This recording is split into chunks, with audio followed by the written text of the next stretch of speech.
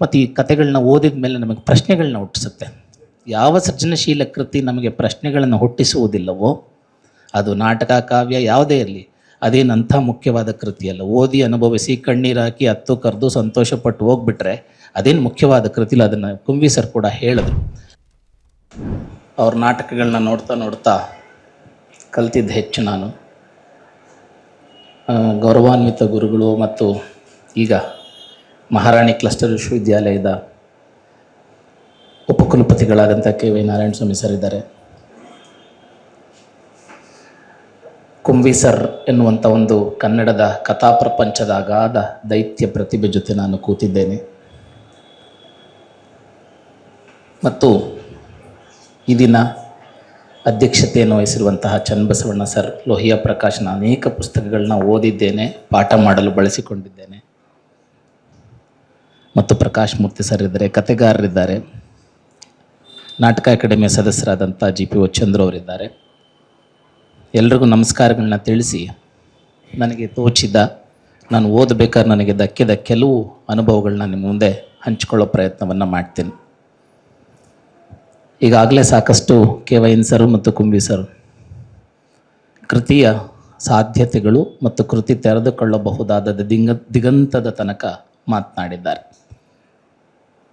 ನಾನು ಈ ಕಥೆಗಳನ್ನು ಒಳಗಿರುವ ಒಂದು ವಿಚಾರ ಚಿಂತನೆಗಳನ್ನು ಅಷ್ಟೇ ಮಾತಾಡ್ತೇನೆ. ಕಥೆಗಳನ್ನು ಮತ್ತೆ ನಿಮ್ಮ ಮುಂದೆ ಕಥೆಯಾಗಿ ಹೇಳೋದಕ್ಕೆ ಬಯಸಲ್ಲ. ಇದು ಪ್ರಸನ್ನ ಕುಮಾರ್ ಅವರ ಮೊದಲನೇ ಕಥಾ ಸಂಕಲನ ಅಂತ ನಾವೆಲ್ಲ ಸಂಭ್ರಮಿಸ್ತಾ ಇದ್ದಾರೆ. ಆದರೆ ನನ್ನ ಅಭಿಪ್ರಾಯದಲ್ಲಿ ಈಗಾಗಲೇ ಅವರು ಸಾಕಷ್ಟು ಕೃತಿಗಳನ್ನ ಬರೆದುಬಿಟ್ಟಿದ್ದಾರೆ. ಹೆಂಗೆ ಬರೆದಿದ್ದಾರೆ ಸಣ್ಣ ಓದ್ತೀನಿ. S R. Prasanna Kumar, the nursery men cooperative society limited, Lalbagh, Bengaluru, ಇಲ್ಲಿ ಕೆಲಸ ಮಾಡುತ್ತಿರುವುದು. ಅಂದರೆ ಸಾಕಷ್ಟು ಸಸ್ಯ ಪ್ರೇಮವನ್ನು ಕುರಿತ, ಪ್ರಕೃತಿ ಪ್ರೇಮವನ್ನು ಕುರಿತ, ಪ್ರಕೃತಿಯ ಜೊತೆಗೆ ಒಡನಾಟದ ಕೃತಿಗಳನ್ನ ಬರೆದಿದ್ದಾರೆ ಅಂತಾಯಿತು. ಹವ್ಯಾಸ ನೋಡಿ, ಸಾಹಿತ್ಯ ಕೃತಿಗಳನ್ನು ಸಂಗ್ರಹಿಸುವುದು ಮತ್ತು ಓದುವುದು, ಒಬ್ಬ ಓದುಗನಾಗಿ ಓದಿದ ಕೃತಿಗಳನ್ನು ಒಬ್ಬ ಓದುಗನಾಗಿಯೇ ವಿಮರ್ಶಿಸುವುದು, ಇದು ಬಹಳ ಒಳ್ಳೆ ಕೃತಿ ರಚನೆಯ ಕೆಲಸಕ್ಕಿಂತ ದೊಡ್ಡದು.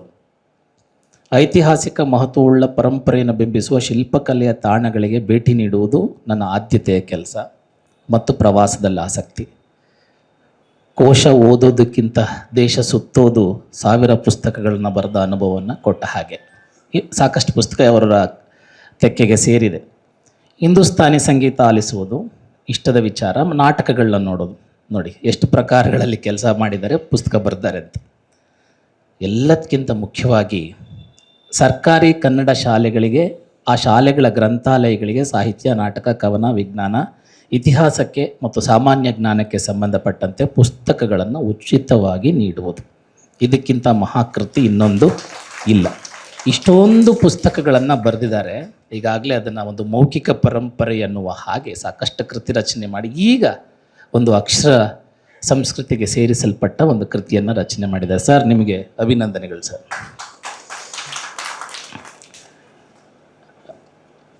ನಾನೀಗಾಗಲೇ ಹೇಳಿದ ಹಾಗೆ ಈ ಕಥೆಗಳಲ್ಲಿರುವ ಕಥೆಯನ್ನು ಮತ್ತೆ ನಾನು ವಿವರಿಸುವ ಅಥವಾ ಅದನ್ನು ಸಾರಾಂಶೀಕರಿಸುವ ಅಥವಾ ಅದನ್ನು ವರ್ಣಿಸುವ ಯಾವ ಪ್ರಯತ್ನವನ್ನು ಮಾಡಲ್ಲ. ಈ ಕೃತಿಯ ಸತ್ವ ಏನು, ಈ ಕೃತಿಯ ಶಕ್ತಿ ಏನು ಅನ್ನುವ ಕೆಲವು ವಿಚಾರಗಳನ್ನು ಮಾತ್ರ ನಿಮ್ಮ ಯಾಕೆ ಇದನ್ನು ಓದಬೇಕು ಅನ್ನೋದನ್ನಷ್ಟೇ ನಾನು ನಿಮ್ಮ ಮುಂದೆ ಇಡುವ ಪ್ರಯತ್ನವನ್ನು ಮಾಡ್ತೇನೆ. ಕನ್ನಡ ಕಥಾ ಪರಂಪರೆಯಲ್ಲಿ ಸಾಕಷ್ಟು ಕಥೆಗಳು, ಕನ್ನಡಕ್ಕೆ ಕಥಾ ಸಾಹಿತ್ಯದಲ್ಲಿ ದೊಡ್ಡ ಒಂದು ಪರಂಪರೆ ಇದೆ, ಚರಿತ್ರೆ ಇದೆ. ಕುಂವಿ ಸರ್ ಅವರ ಕಥೆಗಳನ್ನ ಓದಿದ್ರೆ ಆ ಕಥೆಗಳು ಸಂಘರ್ಷವನ್ನು ಕಲಾತ್ಮಕತೆಯನ್ನು ಒಂದು ಮಾನವೀಯತೆಯ ಅಂತಃಕರಣದಲ್ಲಿ ನಮ್ಮ ಮುಂದೆ ಕಾಣಿಸುವ ಒಂದು ದೊಡ್ಡ ಚಾರಿತ್ರಿಕ, ಒಂದು ಪ್ರಾಯೋಗಿಕ ವಿಧಾನ ಅವ್ರ ಕಥೆಗಳಲ್ಲಿ ಕಾಣುತ್ತೆ. ನಮ್ಮ ಆಸ್ತಿಯವರ ಕಥೆಗಳು ಮಾನವೀಯ ಸಂವೇದನೆಯನ್ನೇ ಕಲೆಯಾಗಿಸ್ತಾರೆ. ಅನಂತಮೂರ್ತಿಯವರು ಸಮಾಜದ ಒಳಹೊರಗಿನ ಸಂಘರ್ಷಗಳನ್ನ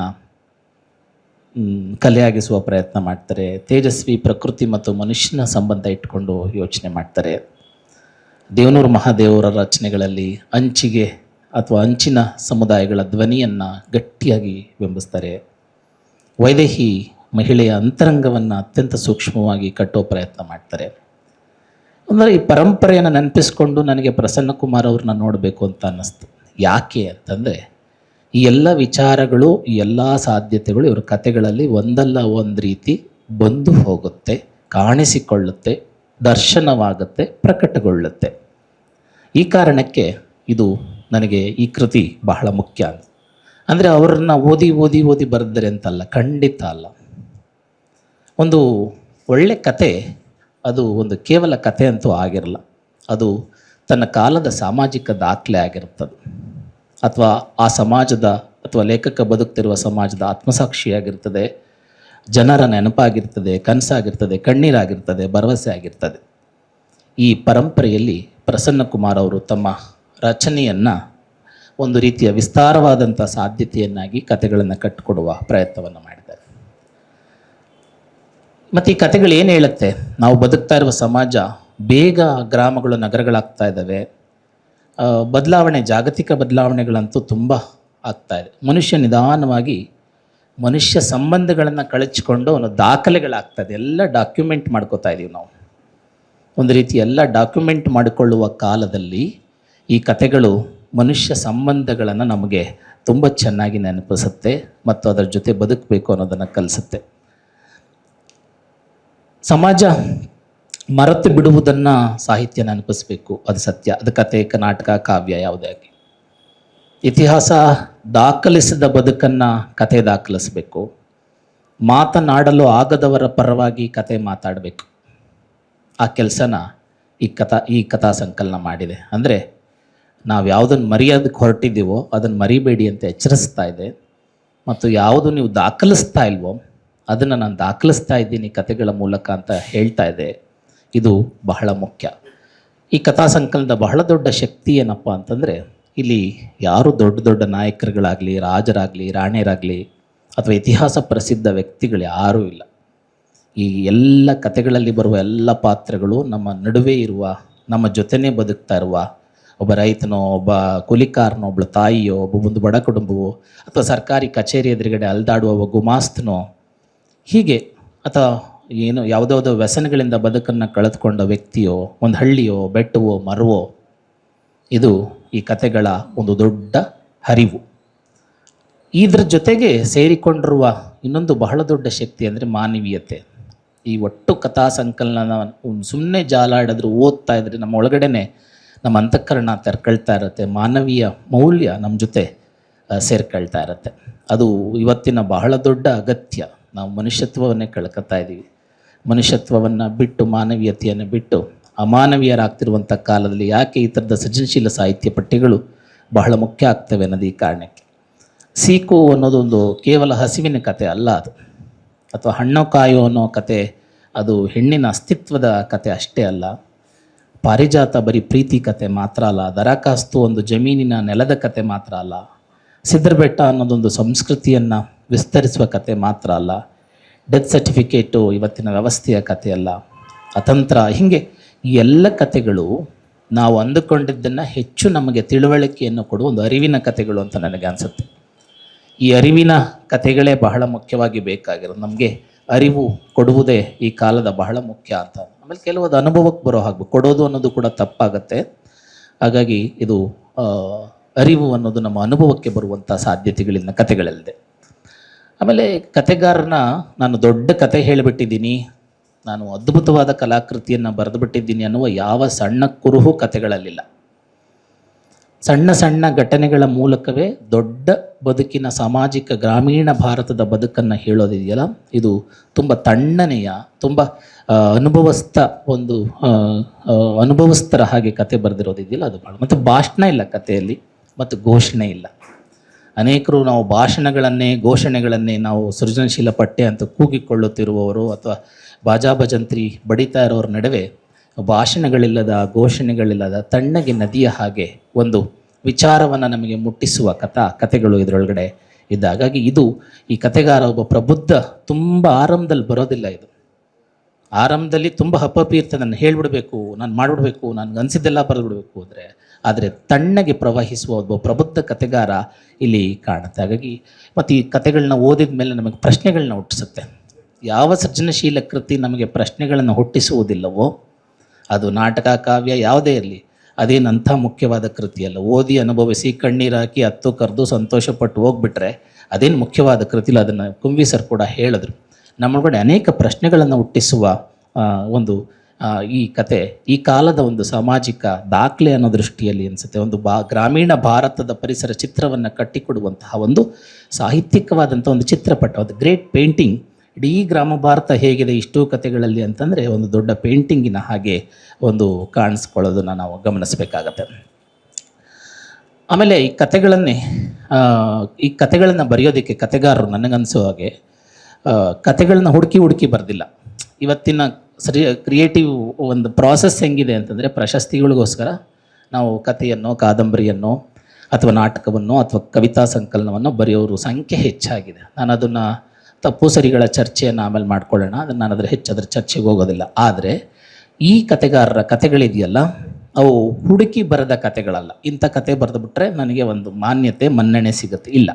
ಅವರು ಬದುಕನ್ನು ಅರ್ಥ ಮಾಡ್ಕೊಳ್ಳೋದಕ್ಕೆ ಒಂದು ಅವ್ರ ಬದುಕಿನಲ್ಲಿದ್ದಂಥ ಲೈಫನ್ನ ಟ್ರಾವೆಲ್ ಮಾಡ್ತಾ ಅದನ್ನ ಎಕ್ಸ್ಪೀರಿಯನ್ಸ್ ಮಾಡೋಕ್ಕೆ ಬರೆದ ಕತೆ. ಅದು ತುಂಬ ಚೆನ್ನಾಗಿ ಇವರ ಕಥೆಗಳಲ್ಲಿ ಅದು ಗೊತ್ತಾಗತ್ತೆ.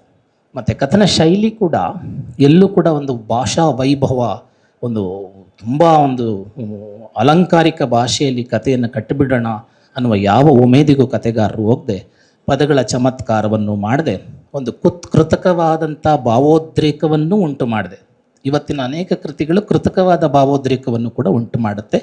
ಅದಾವುದೂ ಮಾಡದೆ ಒಬ್ಬ ಅಸಾಮಾನ್ಯನ ಹಾಗೆ ಸಾಮಾನ್ಯನ ಕಥೆಯನ್ನು ನೋಡ್ತಾ ಬರೆದಂಥ ಈ ಕಥೆಗಳು ಒಂದು ಗ್ರಾಮೀಣ ಭಾರತದ ಭಾಷೆ, ಅದರ ಸೊಗಡು, ಅದರ ಪಾತ್ರೋಚಿತವಾದಂಥ ಸಂಭಾಷಣೆ, ಅನುಭವದ ನೈಜತೆ, ಇವುಗಳೆಲ್ಲವೂ ಈ ಕಥೆಗಳಲ್ಲಿ ಬರ್ತಾ ಹೋಗುತ್ತೆ. ನಾನು ಕತೆ ಹೇಳಲ್ಲ ಅಂತ ಹೇಳ್ಬಿಟ್ಟಿದ್ದೀನಿ. ಕತೆ ಏನು ಮಾತಾಡುತ್ತೆ ಅನ್ನೋದನ್ನಷ್ಟನ್ನೇ ನಾನು ಹೇಳೋ ಪ್ರಯತ್ನವನ್ನು ಮಾಡ್ತೇನೆ.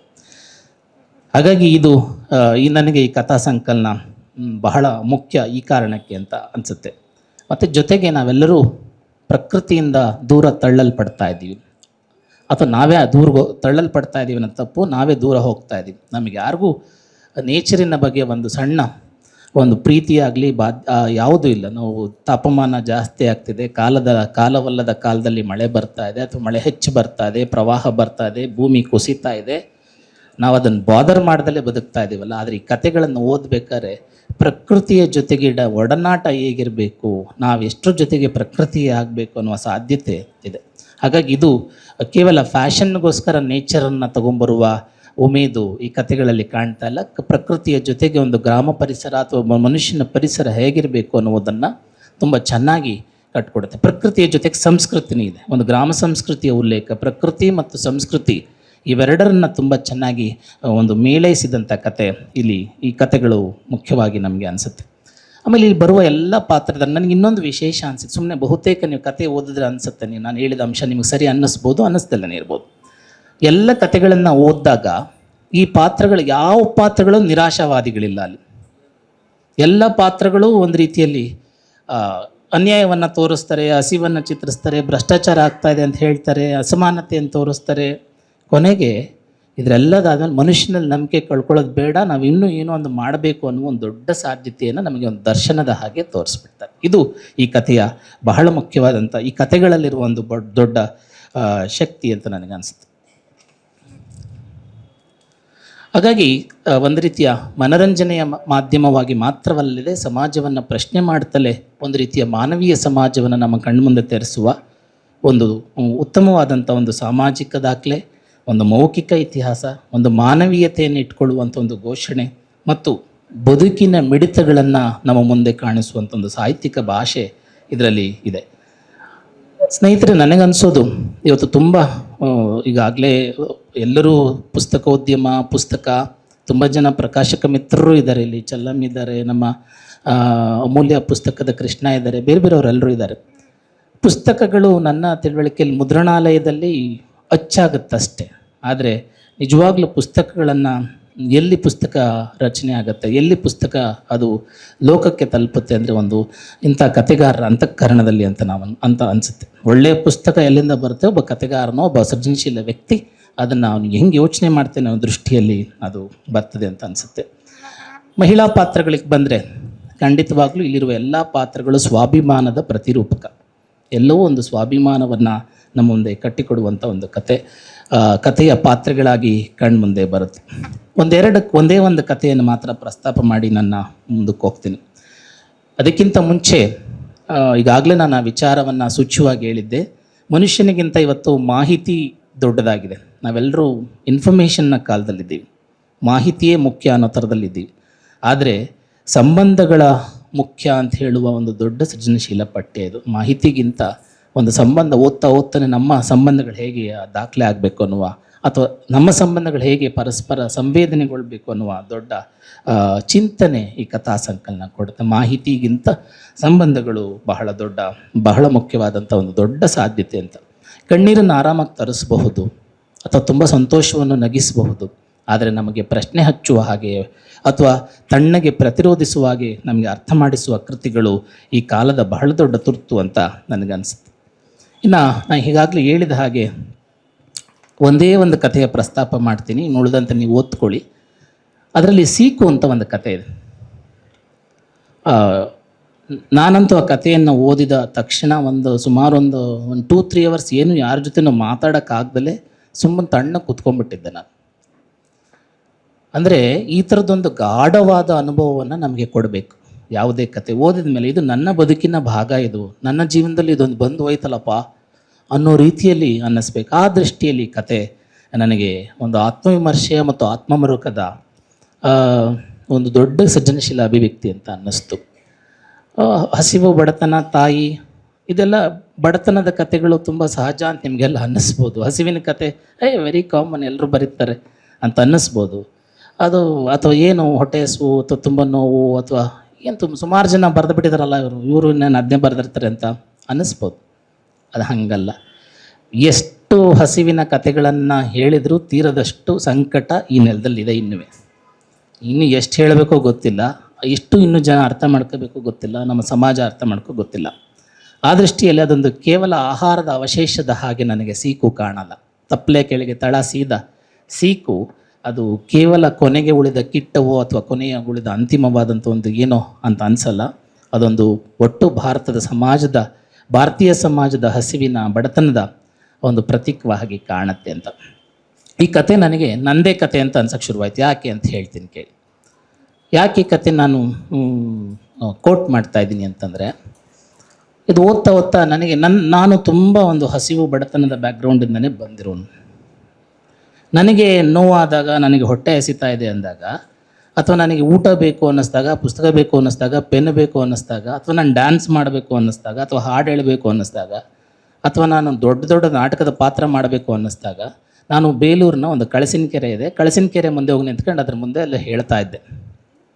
ಆದರೆ ಅಲ್ಲೇ ಬಂದಾಗ ನನಗೆ ಇದು ನನ್ನ ಜೊತೆ ಪ್ರತಿಕ್ರಿಯಿಸ್ತಾ ಇದೆಯಲ್ಲಪ್ಪ, ಇದು ನನ್ನ ಸಮಾಧಾನ ಮನುಷ್ಯರು ಯಾರೂ ನಂಗೆ ಸಮಾಧಾನ ಮಾಡ್ತಾ ಇಲ್ಲ, ಈ ಕೆರೆ ನನಗೆ ಸಮಾಧಾನ ಮಾಡ್ತಿದ್ದಿಲ್ಲ ಅಂತ ಭ್ರಮೆಯಲ್ಲಿ ಆ ಕೆರೆಯ ಒಂದು ಮಹಾಗುರುವಿನ ಹಾಗೆ ನನ್ನನ್ನು ಸ್ವೀಕರಿಸಿ ನಾನಿವತ್ತು ನಾಟಕಕಾರನೋ ಏನೋ KVN ಸರ್ನು ಶ್ರೇಷ್ಠ ನಾಟಕಕಾರ ಅಂದ ತಕ್ಷಣ ನಾನು ಎಷ್ಟು ಸಂಭ್ರಮಿಸ್ತಾ ಇರ್ತೀನಿ. ಆ ಎಲ್ಲ ಕ್ರೆಡಿಟ್ಸು ನಾನು ಆ ಕೆರೆಗೆ ಕೊಡ್ತಾ ಇರ್ತೀನಿ. ಇಲ್ಲಿ ಅದೇ ಥರದ ಒಂದು ದೇವಾಂಗದ ರಸ್ತೆಯಲ್ಲಿರುವ ಒಬ್ಬಳು ದೊಡ್ಡಮ್ಮ, ಅದೊಂದು ಆಕರ್ಷಕವಾದ, ಅಂದರೆ ಆಕರ್ಷಣೆ ನಾವು ನೋಡಿದಂಥ ಸೀರಿಯಲ್ ಸೆಟ್ ಬಿಟ್ಕೊಂಡು ಪಾತ್ರ ಅಲ್ಲ ಅದು ಅನೇಕ ಸಂಕಟಗಳನ್ನು ಅನುಭವಿಸಿ ಬಂದಂಥ ಒಂದು ಪಾತ್ರ. ಅವಳು ಎಂಥ ಅಂದರೆ ಊಟ ಕೊಡೋರು ಯಾರು? ಈಗ ನಿಮ್ಮ ಮನೇಲಿ ಊಟ ಇದೆ ಅಂತ ಇಟ್ಕೊಳ್ಳಿ, ಊಟ ಕೊಡೋದಕ್ಕೆ ಊಟ ಹಾಕ್ಕೊಡೋದು ಓಕೆ, ಎಲ್ಲರೂ ಮಾಡ್ತಾರೆ, ಊಟ ಇದ್ದವ್ರು ಮಾಡ್ತಾರೆ. ಆದರೆ ಹಸಿವಿನ ಮೌಲ್ಯವನ್ನು ಅರ್ಥ ಮಾಡ್ಕೊಂಡು ಊಟ ಹಾಕ್ಕೊಡೋದಿದೆಯಲ್ಲ, ಅದು ಬಹಳ ದೊಡ್ಡದು. ಇವಳು ಅಂಥ ಕೆಲಸ ಮಾಡ್ತಾರೆ. ಇವನು ಎಷ್ಟು ಹೊಟ್ಟೆ ಹಸಿತಾ ಇದೆ, ಅವನೊಳಗಡೆ ಆಗ್ತಾ ಇರುವ ತಳಮಳ ಎಂಥದ್ದು, ಯಾಕೆ ಅವನಿಗೆ ಊಟ ಬೇಕಿದೆ ಅಂತ ಅರ್ಥ ಮಾಡ್ಕೊಂಡು ಅನ್ನ ಹಾಕುವ ತಾಯಂದರ ರೂಪಕವಾಗಿ ಇಲ್ಲಿ ಕಾಣ್ತಾಳವಳು.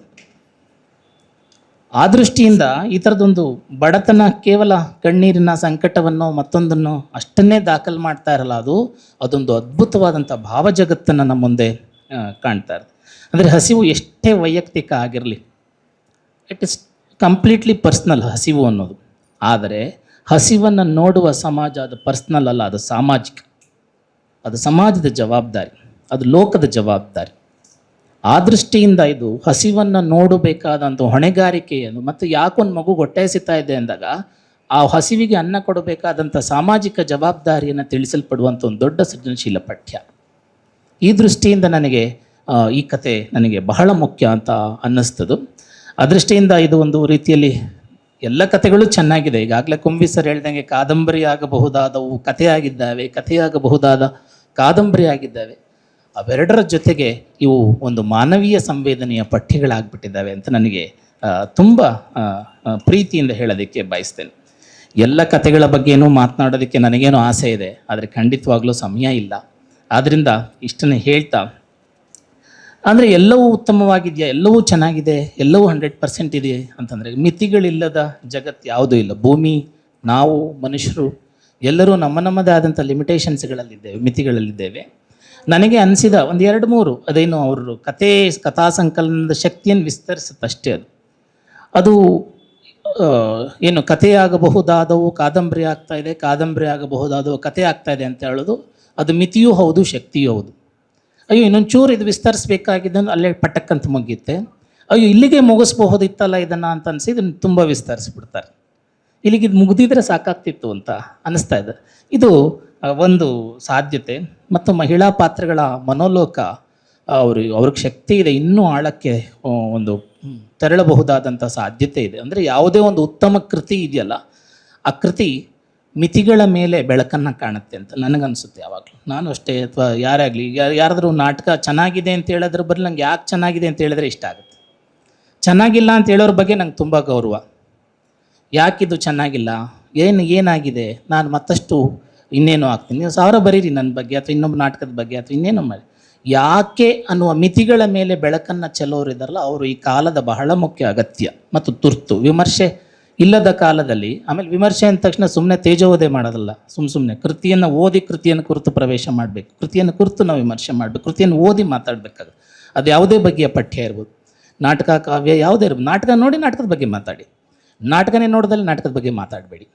ಹಾಗಾಗಿ ಈ ಬಗೆಯ ಒಂದು ದೊಡ್ಡ ಸಾಹಿತ್ಯ ಸಾಧ್ಯತೆಗಳನ್ನು ಕೂಡ ನಾವು ಗಮನಿಸಬೇಕಾಗತ್ತೆ.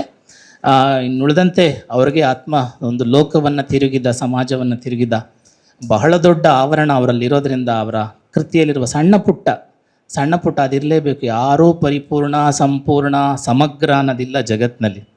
ಪರಿಪೂರ್ಣ ಅನ್ನೋದೇ ದೊಡ್ಡ ಸುಳ್ಳು, ಅಪರಿಪೂರ್ಣ ಅನ್ನೋದೇ ಸತ್ಯ. ಯಾಕಂದರೆ ನಾವು ಮತ್ತೆ ಪೂರ್ಣತೆಯ ಕಡೆಗೆ ಹೋಗ್ತಾ ಇರ್ತೀವಿ.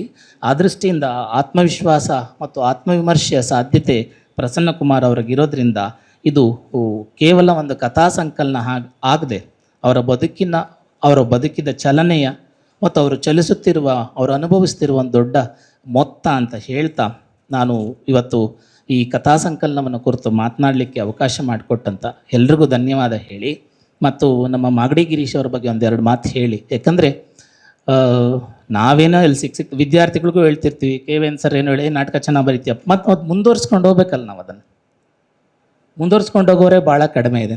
ತರಗತಿಗಳಲ್ಲೂ ತುಂಬ ಪಾಠದಲ್ಲಿ ಹೇಳ್ತಿರ್ತೀವಿ, ಹಿಂಗಾಗಬೇಕಪ್ಪ, ಅವರಲ್ಲಿರೋ ಸಾಧ್ಯತೆಗಳನ್ನ ಗುರುತಿಸಿ ಹೇಳ್ತಿರ್ತೀವಿ. ಗಿರೀಶ್ಗೆ ನೋಡಪ್ಪ ಹಿಂಗೆ ಮಾಡ್ಬೋದು, ಅವ್ರು ಅದನ್ನು ಮುಂದುವರ್ಸ್ಕೊಂಡು ಹೋಗ್ತಾ ಇರೋದು ಕನ್ನಡ ಮತ್ತು ಕನ್ನಡ ಸಾಹಿತ್ಯದ ಬಗ್ಗೆ ಇರುವ ಅವರ ಧೋರಣೆ ಮತ್ತು ಆಸ್ತಿಯನ್ನು ತೋರಿಸುತ್ತೆ. ಆದರೆ ಅವರು ಪುಸ್ತಕವನ್ನು ಮುದ್ರಕರಾಗ್ಬೋದು, ನಮ್ಮ ಯಂತ್ರೋದ್ಧಾರಕ ಅನಿಲ್ ಮುದ್ರಿಸಿ ಕೊಡ್ಬೋದು. ಆದರೆ ಅಂತಃಕರಣ ಇರುವ ಒಬ್ಬ ಕಥೆಗಾರನ ಗುರುತಿಸಿ ಅವ್ರ ಜೊತೆ ಕೆಲಸ ಮಾಡೋದಿಲ್ಲ. ಆ ಕೆಲಸವನ್ನು ಗಿರೀಶು ಮತ್ತು ನಮ್ಮ ಶ್ರೀಧರ ಅವ್ರ ಜೊತೆ ಅವರೆಲ್ಲರೂ ತಂಡ ಮಾಡ್ತಿದ್ದಾರೆ. ಅವರಿಗೆ ನಾನು ಅತ್ಯಂತ ಪ್ರೀತಿಯ ಕೃತಜ್ಞತೆಗಳನ್ನ, ಕನ್ನಡ ಸಾಹಿತ್ಯವನ್ನು ಹೀಗೆ ವಿಸ್ತರಿಸುವ ಕೆಲಸ ಮಾಡ್ತಿರೋದಕ್ಕೆ ನಾನು ಶುಭಾಶಯಗಳನ್ನ ತಿಳಿಸೋದಕ್ಕೆ ಇಷ್ಟಪಡ್ತೀನಿ. ಒಟ್ಟು ಇವತ್ತಿನ ಕಾರ್ಯಕ್ರಮಕ್ಕೆ ನಾನು ಬಂದದ್ದು ಏನು ಸಿಕ್ತು ನನಗೆ, ಒಂದು ಏನಾದ್ರು ಬೇಕಲ್ಲ. ಭಾಷಣಗಳು ಇವತ್ತು ಮಾತಾಡ್ತೀವಿ, ನಾಳೆ ಮರಿತೀವಿ. ಅದಕ್ಕೆ ಇಷ್ಟು ಪುಟಗಟ್ಟಲೆ 15 ಗಟ್ಟಲೆ ಹಿಂಗೆಲ್ಲ ಓದ್ಕೊಂಡು ಹಿಂಗೆಲ್ಲ ಬರ್ಕೊಂಡು ಮಾರ್ಕ್ ಮಾಡ್ಕೊಂಡು ಏನೇ ಬಂದರೂ ಕೂಡ ನಾಳೆ ಮರ್ತು ಬಿಡ್ತೀವಿ ನಾವು. ಆದರೆ ಪರ್ಸ್ನಲ್ ಇಂಟೇಕ್ ನನಗಾದರೂ ಏನು ಸಿಕ್ತು ಇದರಿಂದ, ಒಂದು ಉತ್ತಮವಾದಂಥ ಈ ಕಾಲದ ಕೃತಿಯನ್ನು ಓದಿದ ಅನುಭವ ನನಗೆ ಸಿಕ್ಕಿದೆ. ಒಂದು ಉತ್ತಮವಾದಂಥ ಕೃತಿಯನ್ನು ಕುರಿತು ಬರೆಯುವ ಮತ್ತು ಮಾತನಾಡುವ ಅವಕಾಶ ಸಿಕ್ಕಿದೆ. ಇದು ಈ ಹೊತ್ತಿನ ಕನ್ನಡದ ಸಂದರ್ಭದಲ್ಲಿ ಬರೆಯುತ್ತಿರುವ ಕಥೆಗಳ ಪೈಕಿ ನಿಜಕ್ಕೂ ಉತ್ತಮವಾದಂಥ ಕೃತಿ. ಯಾಕಂದರೆ ಇಲ್ಲಿ ಇರುವುದು ಅನುಭವವೇ ಹೊರತು ಅನುಭವದ ನಕಲಿಯಲ್ಲ, ಜೆರಾಕ್ಸ್ ಇಲ್ಲ. ಇಲ್ಲಿ ಒಬ್ಬ ಲೇಖಕನಿಗೆ ದೊರೆತ ಒಂದು ತಾಜಾ ಅನುಭವ ಅಥವಾ ಅವನಿಗೆ ದೊರೆತ ಒಂದು ಮಾನ್ಯತೆ, ಆ ಅನುಭವದ ಒಂದು ದಟ್ಟವಾದಂಥ ತೀವ್ರತೆ ಇದಿದೆ. ಇದನ್ನು ಪಡ್ಕೊಳ್ಳೋದ್ರಲ್ಲೇ ನಾವು ಸೋಲ್ತಾ ಇದ್ದೀವಿ. ಅನುಭವ, ನಾನು ಎಷ್ಟೋ ಸತಿ ಥಿಯೇಟ್ರ್ ಪಾಠ ಮಾಡಬೇಕಾದ್ರೆ ರೋಮಾಂಚಿತಗೊಳ್ಳಪ್ಪ ಅಂತ ಹೇಳ್ತಿರ್ತೀನಿ ಸ್ಟೂಡೆಂಟ್. ಅವ್ರು ಕೆಲವರು ರೋಮಾಂಚನ ಎಂದರೇನು ಸರ್ ಅಂತಾರೆ ನನಗೆ. ಸ್ವಲ್ಪ ರೋಮಾಂಚಿತನಾಗಬೇಕಪ್ಪ ನೀನು ಈ ಡೈಲಾಗ್ ಹೇಳಬೇಕಾದ್ರೆ ಅಂತ ಹೇಳಿದ್ರೆ, ಇಂಥ ಅನುಭವಗಳ ದಾರಿದ್ರ್ಯ ನಮಗೆಲ್ಲ ನಾವು ಬೆರಳ ತುದಿಗೆ ಕೊಟ್ಟು ಕೂತಾಗಿದೆ ಆಗಲಿ ನಮ್ಮ ಅನುಭವವನ್ನು. ಸೊ ಇಂಥ ಸಂದರ್ಭದಲ್ಲಿ ನಾವು ಈ ಕೃತಿ ನಮಗೊಂದು ದಟ್ಟವಾದಂಥ ಅನುಭವವನ್ನು ಕೊಡೋದಿದೆಯಲ್ಲ, ಅದು ನನಗೆ ಸಿಕ್ಕಿದ ಒಂದು ಪರಮ ಪವಿತ್ರವಾದಂಥ ಒಂದು ಇವತ್ತಿನ ಒಂದು ಬಾಧ್ಯತೆ ಮತ್ತು ಸಾಧ್ಯತೆ ಅಂತ ಅನಿಸುತ್ತೆ. ಎರಡನೇದು, ಕುಂವಿ ಸರ್ ಜೊತೆ ವೇದಿಕೆ ಹಂಚಿಕೊಂಡು ಮತ್ತು ಅವ್ರು ಆಡಿದ ಮಾತುಗಳನ್ನ ಕೇಳಿಸ್ಕೊಂಡಿದ್ದು. ಮತ್ತೊಂದು ನನಗೆ ಮರೆಯಲಾಗದ ಅನುಭವವನ್ನು KYN ಸರ್ ಕೊಟ್ಬಿಟ್ರಿ ಇವತ್ತು. ಯಾರೂ ತೊಳೆಯಲಾರದಷ್ಟೇ ಬಟ್ಟೆಯ ಕೊಳೆ ಅಂತ ತೊಳೆದ ಕಣ್ಣಿ ದೊಡ್ಡ ಮಡಿವಾಳ ಯಾರಂದರೆ ಕಣ್ಣಂತೆ. ಎಂಥ ಒಂದು ದರ್ಶನ ಇದು, ಎಂಥ ಒಂದು ಚಿಂತನೆ. ಅಷ್ಟು ಕೊಳೆಯನ್ನು ತೊಳೆದಿದೆ ಕಣ್ಣೀರು ನಮ್ಮನ್ನು ಯಾರೂ ತೊಳೆಯೋಕ್ಕಾಗದೆ. ಬಟ್ ನಮಗಿಂತ ಮಡಿವಾಳನಿಗಿಂತ ಮೇಲೆ ನನ್ನೊಳಗಡೆ ಇರುವ ಬಟ್ಟೆಯ ಕೊಳೆಯನ್ನು ತೊಳೆಯುವ ಒಂದು ದೊಡ್ಡ ಸಾಧ್ಯತೆಯನ್ನು, ಆ ಒಂದು ದರ್ಶನವನ್ನು ಕೊಟ್ಟಿದ್ದೀವಿ. Thank you very much sir, love you sir. So ಇದು ಬಹಳ ಮುಖ್ಯವಾಗಿ ನಮಗೆ ಪಡ್ಕೊಳ್ಳಬಹುದಾದ ಮತ್ತು ನಾವು ಗಮನಿಸಬೇಕು. ನಾವು ಸಂವೇದನೆಯನ್ನು ಕಳ್ಕೊಳ್ಳುವಂಥ ಸಣ್ಣದ್ರಲ್ಲಿ ನಾವು ಕಳ್ಕೊಳ್ಳೋದು ಒಂದು ದೊಡ್ಡ ಸಾಧ್ಯತೆ. ಇರಲಿ ಸರ್, ಪ್ರಸನ್ನ ಸರ್, ನೀವು ಬಟ್ಟೆ ತೊಳೆಯೋರು, ನಾವು ಬಟ್ಟೆ ನೇಯೋರು. ನಾವಿಬ್ಬರು ಬಟ್ಟೆ ಜೊತೆಗೆ ಕೆಲಸ ಮಾಡೋಣ. ತೊಳೆಯುವವರು ಮತ್ತು ನೇಯೋರು ಇರೋ ತನಕ ಈ ಜಗತ್ತು ನೆಮ್ಮದಿಯಾಗಿ ಸಂತೋಷವಾಗಿ ಗಮ್ಮಂತ ಗರಿಗರಿಯಾದ ಬಟ್ಟೆಯನ್ನು ತೊಟ್ಟುಕೊಂಡು ಚಂದದ ಬಣ್ಣದ ಬಟ್ಟೆಯನ್ನು ಉಟ್ಕೊಂಡು ಸಂಭ್ರಮಿಸಲಿ ಅಂತ ಹೇಳ್ತಾ ನಿಮಗೆ ಅತ್ಯಂತ ಪ್ರೀತಿಯ ಶುಭಾಶಯಗಳನ್ನ ಹೇಳಿ, ಒಬ್ಬ ಕಿರಿಯನಾಗಿ ಒಬ್ಬ ಹಿರಿಯರಾದ ನಿಮಗೆ ನಾನು ಅತ್ಯಂತ ಪ್ರೀತಿಯ ಒಂದು ಮಾತನ್ನು ಎಡಿಟ್ ಮಾಡಿ ಬೆನ್ನುಡಿನಲ್ಲಿ, ಅದು ಸಾಧ್ಯ ಆದರೆ ನೆಕ್ಸ್ಟ್ ಇದಕ್ಕೆ ಎಡಿಟ್ ಮಾಡಿಬಿಡಿ. ಕೊನೆಯ ಸಾಲಲ್ಲಿ ಭರವಸೆ ಅಂತ ಇಟ್ಕೊಂಡು ಖಂಡಿತ ಇಲ್ಲ. ಇವರು ಪಳಗಿದ ಅನುಭವಿ ಲೇಖಕ. ಅದನ್ನು ನನ್ನ ತಪ್ಪನ್ನು ಮನ್ನಿಸಿ ಅಂತ ಹೇಳಿ ಅದನ್ನು ಬರೆಯೋ ಹೋಗ್ದಲ್ಲಿ ಬರೆದ್ಬಿಟ್ಟಿದ್ದೀನಿ. ಅದನ್ನು ಎಡಿಟ್ ಮಾಡಿ ಅಂತ ಹೇಳ್ತಾ ಎಲ್ರಿಗೂ ಶುಭಾಶಯ ಹೇಳಿ ಮಾತನ್ನು ಮುಗಿಸ್ತೀನಿ. ನಮಸ್ಕಾರ.